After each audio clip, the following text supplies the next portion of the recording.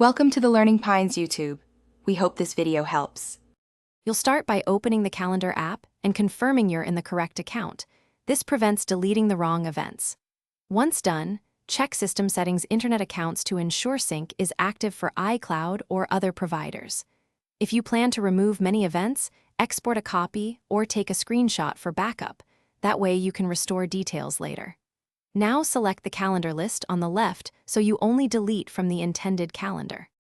You'll locate the event in day, week, or month view and click it to reveal details. For a single event, press Delete or right-click and choose Delete.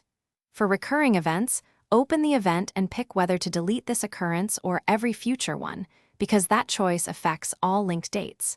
Use Command-Z right away to undo if you change your mind. Make sure to confirm any prompts. If multiple events are listed, hold Shift or Command to select a range. Once you've deleted events, wait for iCloud or Account Sync to finish and check your iPhone or web calendar to confirm removal. If an event reappears, disable Calendar Sync for that account in System Settings, wait a minute, then re-enable it to force a fresh sync. If problems persist, sign out and sign back into the account or remove and re-add it. Alternatively, delete the item directly in the provider's web interface. One tip: if items keep returning, ensure no other device or calendar rule is recreating. Thanks for watching. Consider subscribing if we helped you.